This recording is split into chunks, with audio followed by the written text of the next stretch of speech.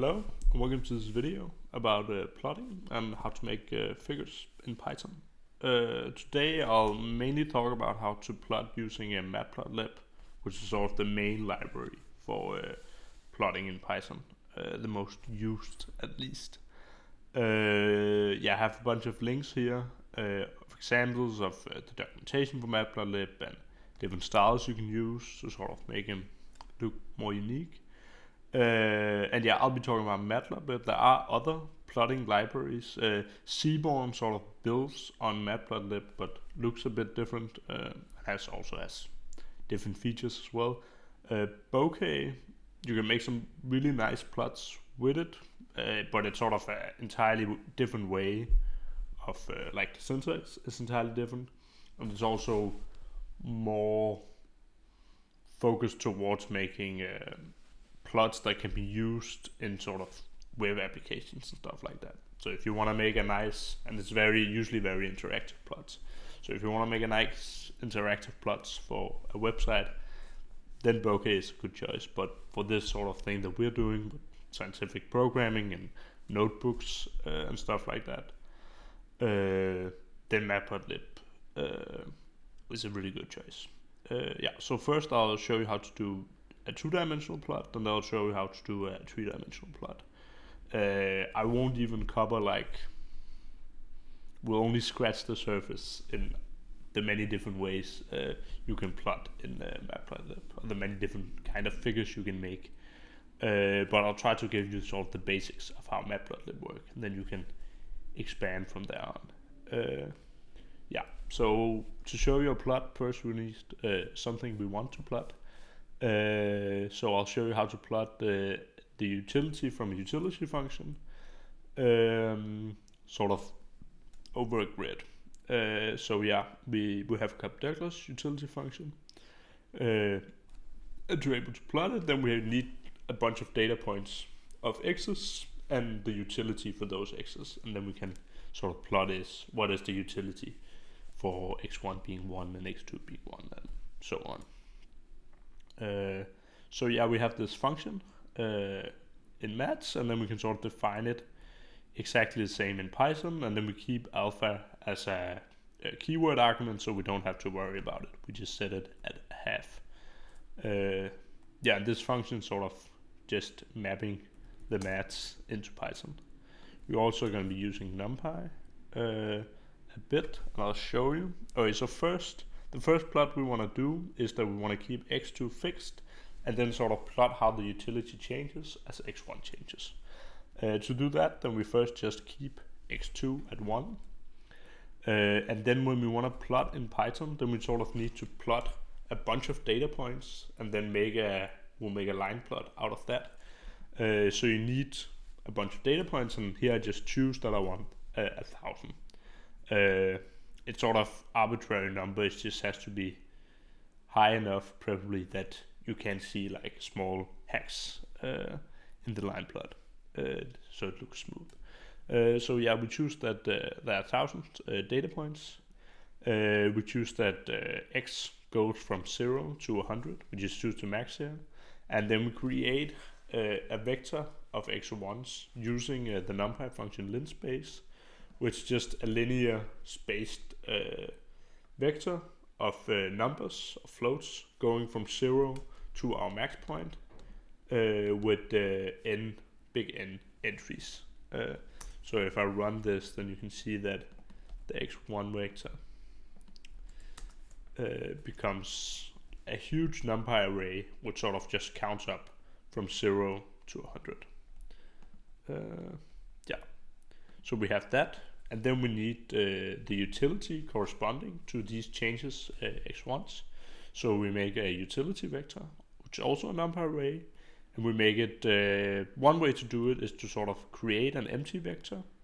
So this is a NumPy array with the same size as the x1 vector, and then we can just fill it out using a loop. So we just loop through the x1 vector and use enumerate to sort of keep track of the index, and then we fill up the new utility vector using our function from before. sort of here, and the x1 is changing all the time, and the x2 is the fixed one from up here. But there's an easier way to do it using the power of NumPy arrays, basically, and the fact that they allow you to broadcast and use NumPy arrays. So we can actually just write that the UVec should be equal to the utility function, and then we can insert a vector of x1s and then the scalar of x2. What happens inside this function is then that x2 is just a number, 1 minus alpha is also just a number, and alpha is just a number, but x1 is a NumPy array now. But NumPy sort of knows that if you have a vector here and a bunch of scalars, then it will sort of broadcast the scalars and do the calculation element-wise on each number of, on each element in x1. So this is sort of just a nicer way of creating this utility vector using broadcasting, basically. Now we want to plot it, so we need some packages because we're not gonna write raw code for plotting. You can use this matplotlib inline, which sort of moves the figure a little bit and be more important when we're doing 3D plotting. And the main library we're using, as I said, is matplotlib, and the common way to load it is matplotlib.pyplot, and then you call it POT. That's sort of standard, and it's always easier to do what everybody else is doing, because then when you're reading other people's code, then you will automatically know that PLT is the pyplot module in matplotlib. Here I just set up some options for how I want my plots to look. So I set the grid to be true, so I want that to be a grid, and the color of the grid to be black, and it sort of has to, the alpha is how transparent the grid is, so it's not as dominant. How I want the line style of my line plots to be. This just means that I want them to be a normal line. I could also, if I wrote it like this, then it would be a line with sort of small gaps. And there are a bunch of options for that. So I'm going to go through them, and then I write the font size on my titles. Yes, so how do we create a figure in Matplotlib? First, you create a figure object by just initializing the plt.figure.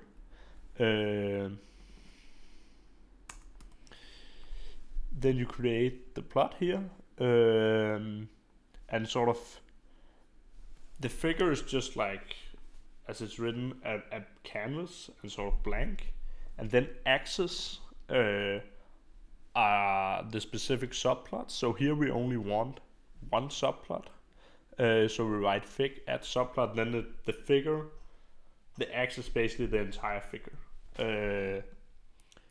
and in each axis you can have sort of what you would normally define as a plot or a figure. So we create it like this, then you sort of, it's a bit weird to write 1, 1, 1.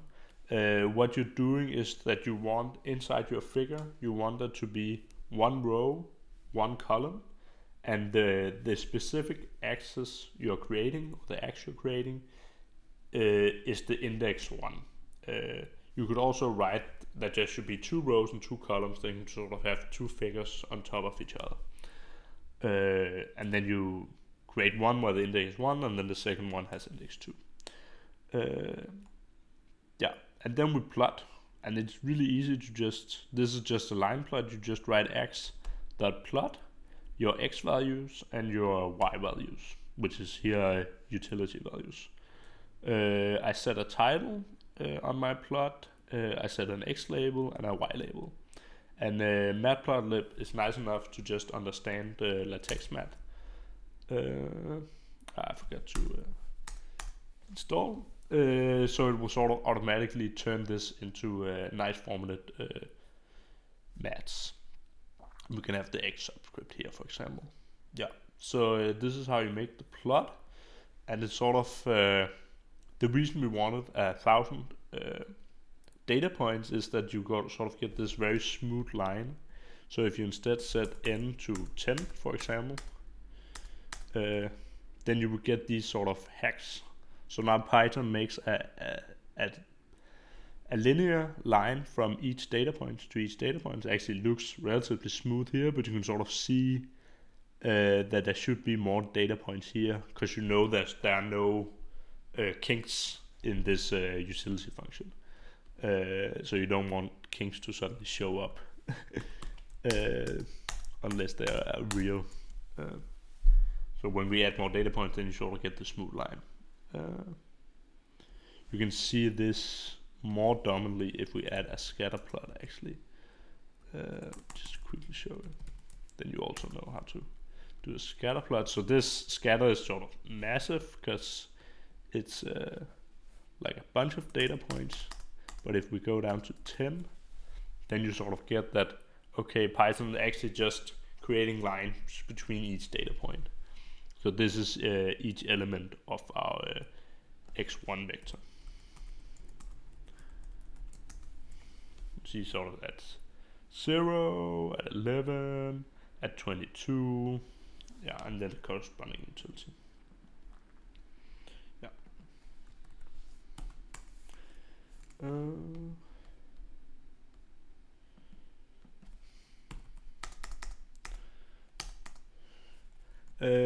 But of course, like, this is a two-dimensional plot with fixed x2 to just be 1 all the time.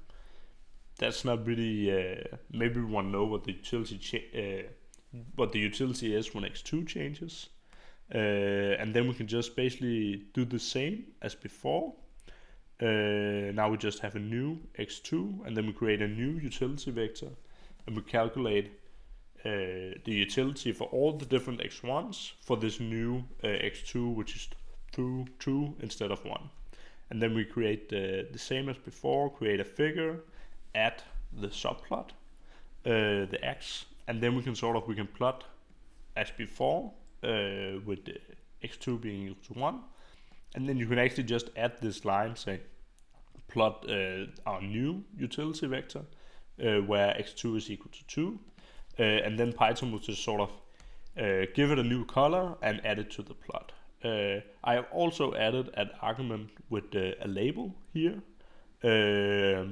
So I say, okay, for this plot I want the label to be x2 is equal to 1.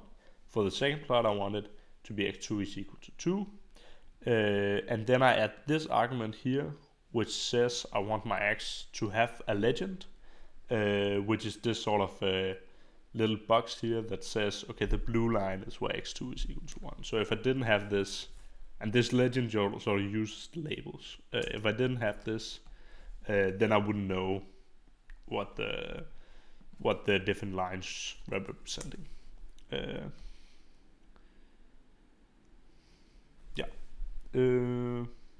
And then this is the location argument, where I said I want to be in the upper left. You can also not input an argument, and then Python will sort of figure out where it thinks it should be. But it's sometimes nice to be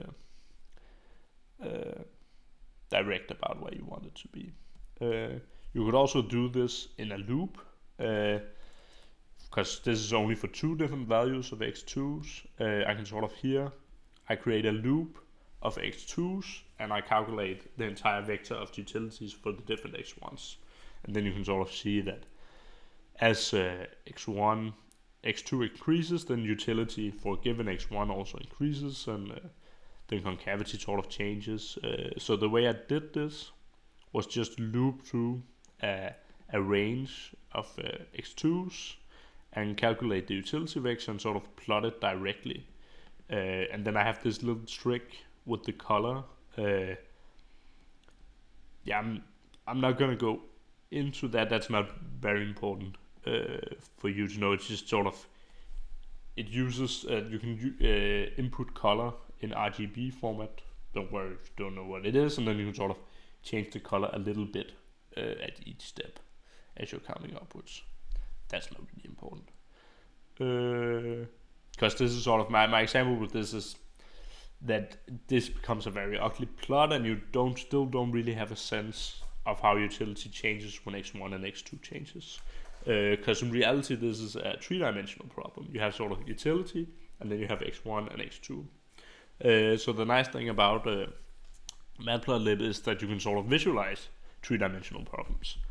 So that's what we'll do now. The first thing when we want to visualize something in 3 dimensions is that we have to have a grid of x1s and x2s, a 2-dimensional grid, because you sort of have to have all the different combinations of x1 going from 1 to 100, for example, but then you also have x2 going from 1 to 100, and then you need all the possible combinations, or the utility for all the possible combinations. So the way we do it here is that we have the max is 10.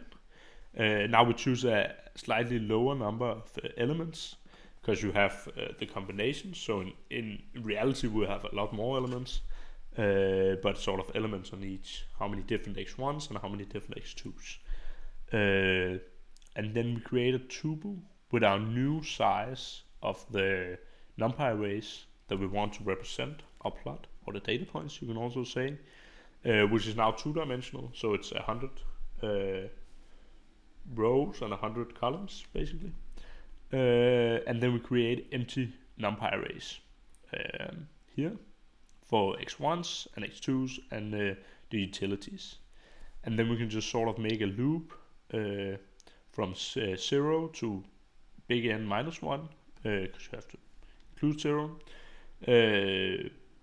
on both sides. So you loop through the rows here and the loop through the columns, and then we insert an x value. And what this sort of saying is sort of you're just counting upwards. You can interpret it as saying a percentage of the max point. So you start with 0%, then you have something close to 1% of the max, and then you're sort of counting up to 100% of the max, and then you have something that counted from 0 to the max x value. And it's the exact same for x2. So in reality, we didn't really need to have one called x1 values and one called x2 values. Sorry about that. But this is more explicit. And then we can sort of, inside the loop, create the utility value, or calculate the utility value using the utility function. Yeah, and it's when using 2-dimensional plotting, it's not always strictly necessary to have these grids. You can sometimes you can get away with just using the arrays, and the NumPy will sort of, or Matplotlib will know to create it in a 3-dimensional way. But it's nicer to be explicit, and for some other like contour plots, then you need to have this grid sort of way of looking at it. So that's how we'll go about it. This is sort of the long way, but I think it's more easy to understand exactly what's going on. The quick way would be to create one x vector, because we sort of know that x1 and x2 are the same length from 0 to some number. And so this is a 1-dimensional. So it's the linear space from 0 to x max. And then you can use the NumPy function meshGrid to create a grid of all the different possible combinations, which you just do like this. Your 2 vectors you want to make combination of, and then you need this argument for how you want the indexing to work, which is just rows and columns basically.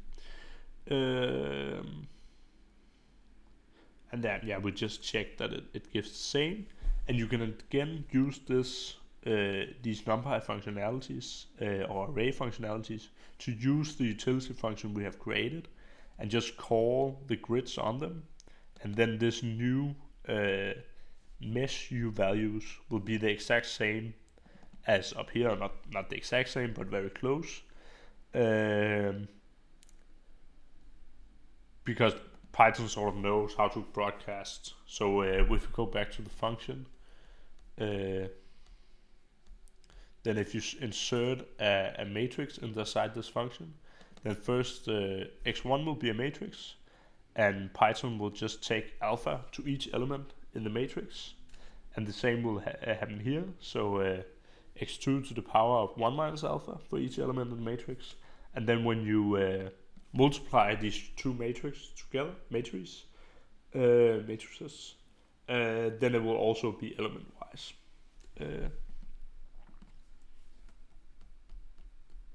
And then you will sort of have this new matrix, which is the same of the same dimensions as your mesh grids.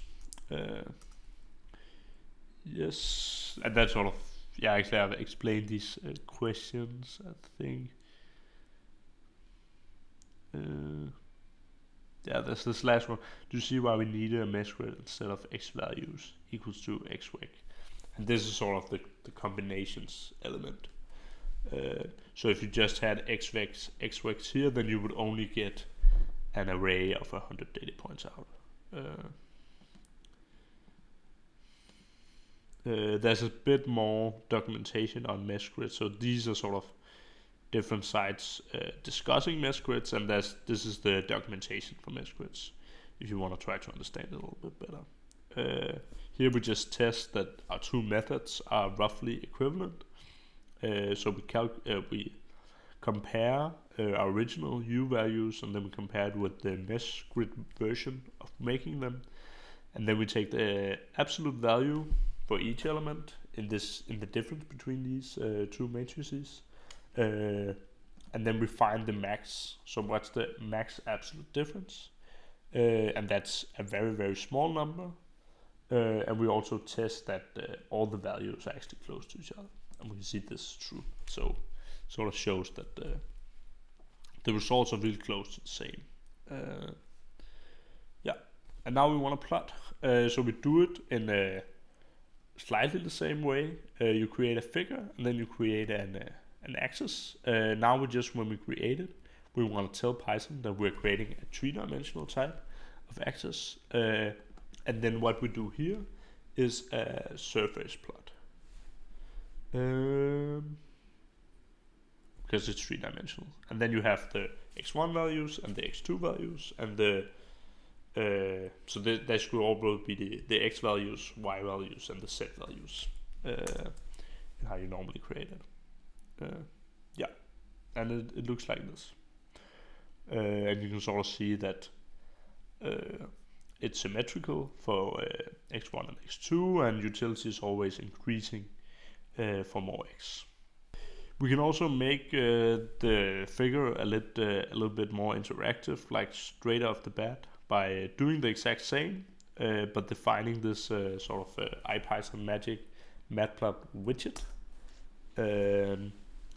And this is, sometimes it's hard to get working on your computers, so don't worry if you have a problem with this. But sort of just typing in matplot widget allows you to be able to look around the figure and sort of move it. And you can also so this I'm just grabbing it with the left mouse button and then sort of moving my mouse button. You can also, with the right mouse button, you can zoom a bit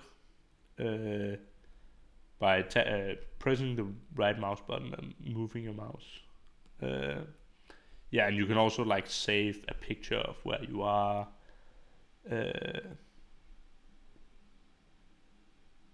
And you can reset it, I think. That's the home button. Yeah, then you can reset it back to where you started. Yeah, these can be sometimes widgets don't work well on some computers, like the installation fails for like random reasons. So don't worry if that happens to you. Just try to check the installation guide. Try to update some of the packages which are sort of directly relevant for using widgets in a notebook. And ask your TA for help, or raise an issue on the GitHub notebook server. And yeah, here's a guide on navigating. How to navigate. You can turn it off by writing matplotlib inline, and then it sort of doesn't work anymore, which is nice because your computer uses like power on making it interactive. Yeah. here are some like more options for making the 3D plots a little bit prettier. So you can choose the figure size when you initialize the plot. Another thing you can do is you can add a color map. So we import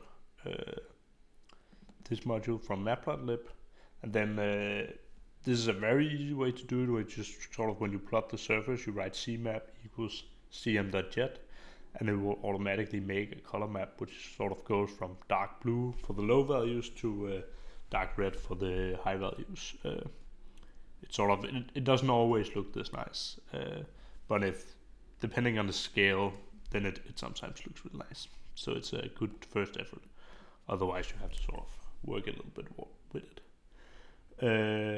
We add some labels. Then this is sort of an annoying argument I had to just add because I found out it wasn't working properly. It sort of just basically moves the set label. So what happens is that you can actually see that it's slightly cropped, and if I remove this altogether, then the set label will be entirely cropped out of the figure. I think this sort of depends on your computer and your Jupyter Notebook. This was one sort of hack I found to fix it. There's probably maybe better ways to do it. We can invert the x-axis, so sort of now it goes from 0 to 100 from this way on both sides. And then this fig.title layout just like moves stuffs a bit around. Sometimes fixes the problem with like cropping out and stuff like that. And makes it look like a little bit better in general. And you can also use title layout on two-dimensional plots. Saving your figure is easy. You just write fig.savefig. Now we're referring to this figure where the axis is part of it. And then you just write the name of your file and your file type, and then we'll sort of automatically save it in the same folder where your notebook is in. A couple more links for formatting. And yes, as discussed, there's also this Seaborn package which is built on Matplotlib. But I don't know R, but I heard the syntax is more similar to R, the ggplot2. So if you're used to R, then maybe you want to look into Seaborn. That would make it easier for you to transition to Python.